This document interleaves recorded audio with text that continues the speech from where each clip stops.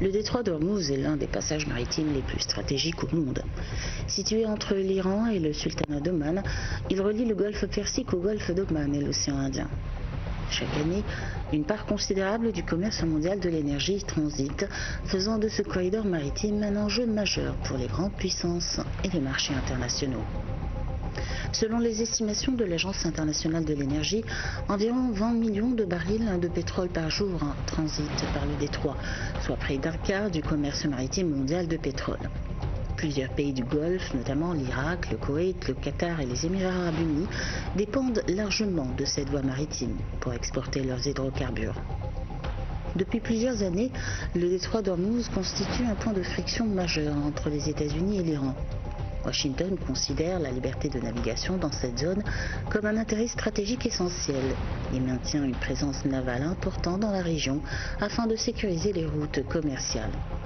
De son côté, Téhéran estime que sa position géographique lui confère un rôle central dans la sécurité du détroit et utilise régulièrement cette carte dans son rapport de force avec les puissances occidentales. Les tensions s'intensifient généralement lors des crises régionales, notamment lorsque les États-Unis renforcent les sanctions contre l'Iran ou lorsque les affrontements militaires éclatent au Moyen-Orient. Dans ces périodes, les autorités iraniennes évoquent parfois la possibilité de restreindre ou de perturber le trafic maritime, ce qui provoque immédiatement des inquiétudes sur les marchés énergétiques mondiaux.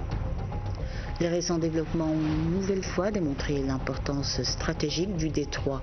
Les perturbations du trafic maritime et les craintes liées à la sécurité des navires ont entraîné une hausse des coûts d'assurance et une forte volatilité des prix du pétrole. Plusieurs compagnies maritimes ont modifié leurs itinéraires ou réduit leurs activités dans la zone face aux risques croissants. Ainsi, le détroit d'Ormuz demeure bien plus qu'un simple passage maritime. Il représente un levier géopolitique majeur au cœur de la rivalité entre Washington et Téhéran.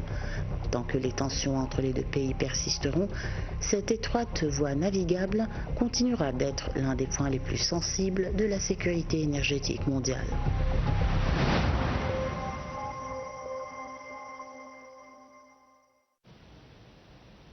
Et pour aborder ce sujet, tel le détroit d'Ormuz, mais aussi la guerre américano-iranienne, nous avons le plaisir d'accueillir au bout du fil Dr Samir Seliman. Vous êtes analyste politique.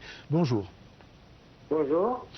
Déjà, pour évaluer la force militaire américaine, comment 90 jours de guerre ont-ils révélé les limites de la puissance militaire américaine dans sa gestion du dossier iranien, à votre avis? Bien sûr, l'analyse de ces 90 jours de confrontation armée directe et indirecte initiée au début de l'année a révélé une réalité complexe. Si la puissance militaire américaine ou israélienne a infligé des dommages structurels considérables à l'Iran, elle a également mis en lumière les limites de la seule force pour dicter une issue politique durable. Donc, seule la force militaire n'a pas pu réaliser les objectifs américains qui est déclenché le 28 février dernier. Ils ont approuvé la supériorité technologique des projections des forces en frappant durement l'infrastructure, comme on a évoqué, les missiles balistiques, les bases. Cependant, plus tard, les objectifs n'ont pas été atteints. Donc, ni changement de régime, ni capitulation totale de terrain, comme elle a été annoncée par M. Trump. Donc, n'ont pas été atteints. La pression militaire brute se heurte à plusieurs obstacles. La résilience systématique, asymétrique, de l'appareil militaire iranien, qui est conçu pour survivre à des vagues de bombardements en dispersant ses capacités sous terre, en s'appuyant aussi sur des technologies décentralisées, comme des drones, du Shahid, des missiles balistiques mobiles et autres. Le nationalisme défensif de l'agression extérieure tend temporairement à geler les contestations internes. Vous voyez, quand un pays fait face à un ennemi, la population, malgré qu'ils sont sous pression énorme, ils se tournent autour de leurs dirigeants. Ils ne les laissent pas seuls. Ça permet au régime de Téhéran de justifier une pression accrue au nom de la sécurité nationale. Oui. Je reprends la question d'une autre manière. Pourquoi les pressions militaires américaines à elles seules n'ont-elles pas permis à Washington d'atteindre ses objectifs vis-à-vis de Téhéran? C'est exactement ce qu'on a évoqué. Oui, alors j'aimerais bien mettre l'accent sur les objectifs américains. Quels étaient les objectifs américains au début de la guerre? Au début de la guerre, on a la capitulation totale de l'Iran sans condition, le régime, l'éloignement total du régime en place, et régler le problème une fois pour toutes des missiles balistiques pour la sécurité d'Israël, et l'anéantissement total de l'idée que l'Iran possédera un jour l'arme nucléaire. Toutes ces questions n'ont pas abordé. Donc la seule question qui est revenue sur surface, c'est le détroit d'Ormuz qui était déjà libre à la circulation. Elle est devenue sous l'autorité iranienne après la guerre. Maintenant, on parle de détroit d'Ormuz, on ne parle plus de sécurité nucléaire, on ne parle plus de balistique, on ne parle plus de tout ça. C'est ça qui était au début des objectifs. Parce que les Américains, ils ont mal calculé les capacités des Iraniens à gérer une situation telle qu'on a évoquée tout à l'heure, à la première question. Voilà les objectifs dès le début qu'ils n'ont pas été réalisés nulle part. Oui. Où en est aujourd'hui vis-à-vis des négociations entre les États-Unis et l'Iran? Bon, il y a toujours, comme on le sait, M. Trump il avance en pas, il recule d'eux. Il essaie de maintenir un discours à double voix, mettre la pression maximale militaire sur l'Iran et évoquer le problème évoquer les questions des négociations. Aujourd'hui, on est dans cet état-là depuis quelque temps, pas mal de temps déjà. Il est clair que lui, il veut sauver la face, c'est parce qu'il subit une pression énorme intérieure. Il a commencé à perdre énormément de son bloc de MAGA qu'on appelle le Make America Great Again, son parti, le noyau dur de son parti. Même ce parti-là, il commence à le lâcher. Le parti républicain a commencé aussi à poser des questions. Le Congrès américain, énormément de partis démocrates, ils ont dit ils ont voté une loi, il n'y a pas plus tard que la nuit dernière, de cesser la guerre. Sauf que M. Trump, c'est lui qui doit prendre en finale la décision. Donc M. Trump veut arrêter la guerre. Bien entendu, l'Iran aussi, parce qu'elle a subi des pertes énormes ici. On ne peut pas dire. Sauf qu'Iran, ils n'ont pas les mêmes considérations de soldats perdus, de l'infrastructure, tout ça. Ils ont l'habitude. Et ils continuent à faire parce qu'ils font la guerre simple, ils font la guerre contaminée, tout le monde autour de la direction. Donc on est dans une phase un pas en avant, un pas en arrière, mais les dernières déclarations de M. Trump que peut-être le week-end prochain on pourra trouver un accord. Parce que lui souhaite qu'on termine cette guerre. Parce que pour lui, vous avez entendu parler la dernière avertissement à Netanyahou. Mais aujourd'hui, l'Iran exige à nouveau que les deux dossiers sont ensemble. Lui, il essaie de séparer le dossier libanais par rapport au dossier de Golfe.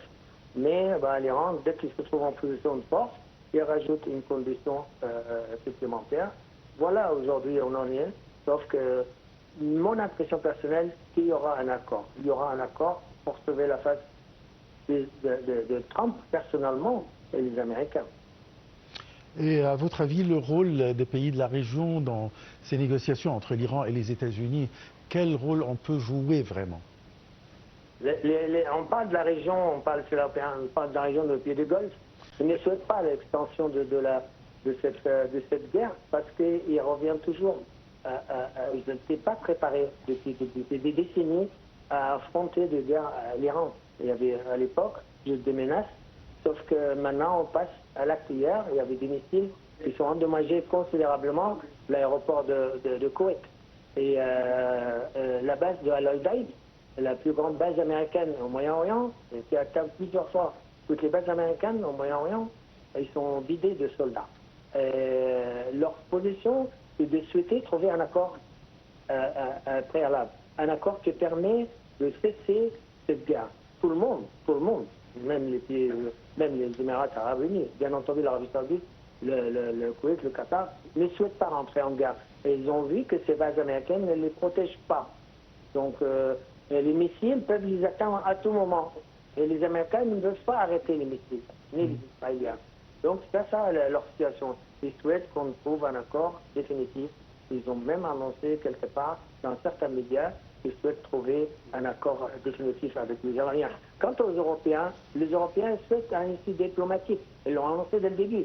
Ils ne font pas partie de cette guerre, qu'ils n'ont même pas été consultés, ni demandé, ni accord, ni donné leur accord. Donc voilà, on en est aujourd'hui. Oui. Et si on parle de la Chine et la Russie, bien sûr, qui soutiennent bien l'Iran, même si ce n'est pas militaire ou bien c'est pas déclaré que c'est militaire, mais en même temps, il y a un grand soutien. Alors, quel est le rôle de ces deux pays? Bon, le rôle de deux pays, elle n'est pas cachée, elle est jour en plein jour. Même le président américain, il y a 2 jours, il a dit oui, les Russes, les Chinois aident les Iraniens. Bon, c'est un peu, il a presque normalisé. Oui, c'est un peu normal, on le sait déjà. Donc, elle le sait. Parce qu'il y a des accords préalables, des accords militaires, accords économiques, accords appelés-là comme vous voulez. Et il sait que l'Iran seul ne peut pas tenir tête aux Américains et aux Israéliens. Sans l'aide économique et militaire et matérielle chinois et russe, elles ne peuvent pas continuer. Et cette aide, il va continuer. Parce que de l'intérêt du Chinois, que l'Iran ne tombe pas complètement capitulé sous la main américaine. Donc, tout le monde est au courant de tout aujourd'hui. Les États-Unis, c'est que les Chinois, bien qu'elle a visité la Chine il n'y a pas très longtemps, mais on ne peut pas cacher ça. C'est clair, c'est précis. On sait que l'Iran reçoit des militaires très importants qui lui permet de continuer cette guerre. Si on est très optimiste et on voit qu'il y aura un accord de paix ou bien de cessez-le-feu entre les États-Unis et l'Iran bientôt, est-ce que ça veut dire qu'il y aura quand même des tentatives pour une paix durable entre Israël et tous les pays de la région? Durable non, mais temporaire oui. Parce qu'Israël, elle n'est jamais sûre. Ils ont fait un accord avec le Liban. Et le lendemain, ils sont retournés contre eux, ils ont détruit toute l'infrastructure du sud du Liban et partout. Il n'y a aucune garantie de faire une paix durable avec Israël, sauf que le pays elle est assez puissant, comme l'Égypte. Elle ne peut pas s'approcher 1 mètre, 1 centimètre aux frontières égyptiennes. Elle sait très bien, l'Israël. Mais un pays faible, facile à écraser, le Liban, la Jordanie, la Palestine et autres, ils peuvent les anéantir. Donc une paix temporaire pour passer cette période difficile. Un accord qui permet de sauver la face pendant la période de gouvernance de M. Trump. Il lui reste encore 2 ans et demi. Voilà, donc durable, je ne crois pas, c'est pas la nature israélienne, parce que leur ambition, ils s'agrandissent tous les jours. Ils l'ont annoncé. Elles veulent du Nil au Fourat. Ils veulent la terre promise. Donc voilà, il faut prendre ça en considération. Mais quand même, on peut dire que avec la présence des États-Unis, avec sa force, ils peuvent quand même imposer à Israël de réaliser la paix avec les pays de la région, comme il l'a fait quand même avec l'Égypte, avec la Jordanie. Imposer actuellement pour quelque temps, qu'on a dit provisoirement, oui, mais durablement, parce que votre question c'est durable. Durable, c'est-à-dire un pays fort et voisine, comme l'Égypte, n'ont pas le choix. Oui. C'est pas par plaisir, ils n'ont pas le choix. Si c'est pas ça, ça sera des catastrophes, des deux côtés, bien entendu. Donc, ils ne veulent pas ça. Donc, durable, je ne crois pas. Mais temporaire, partiellement, momentanément, oui. ils peuvent imposer. Les Américains, ils ont sur cette voie-là. Parce que M. Netanyahu, s'il ne fait pas de guerre, il sera en prison. On le sait très bien. Il a accusé énormément de chefs d'inculpation, donc il a tout intérêt de continuer une guerre par-ci et par-là. Mais une paix provisoire, oui, mais pas durable.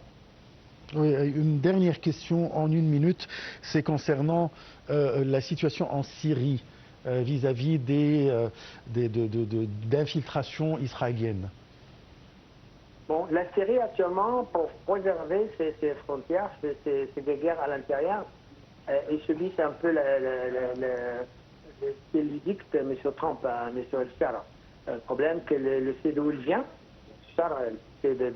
Il vient de l'autre côté, Daesh et tous ces mouvements terroristes et ainsi de suite. Donc il lui a dit, bon là, on connaît ton histoire, si tu veux rester en paix, si tu peux rester vivant, tu fais ce qu'on te demande de faire. Bon, bien sûr, dans des limites assez acceptables vis-à-vis la société syrienne, arabo-mondiale aussi. Et il faut que la Syrie subisse un peu le jeu américain. Bien sûr, qui dépend de l'intérêt israélien en premier lieu. Parce que les Américains, s'ils dictent une règle aux Syriens, c'est parce qu'ils tiennent en considération l'intérêt israélien, avec toute une négociation qui a un changement de position aux situations. Mais ils sont surveillés à la loupe. Mais à part ça, la Syrie, ils n'ont pas beaucoup de marge de manœuvre. C'est clair. Je vous remercie beaucoup, docteur Samir Seleman. Je rappelle que vous êtes analyste politique. Vous avez parlé de toute la situation dans la région du Golfe vis-à-vis de la guerre américano-israélo-iranienne, ainsi que les relations, bien la guerre que mène Israël au Liban et en Syrie, la situation, les espoirs de paix dans la région, soit entre les États-Unis et l'Iran, soit entre Israël et les pays de la région. Je vous remercie beaucoup et c'est la fin de notre émission. Je vous souhaite une très très bonne journée. Au revoir.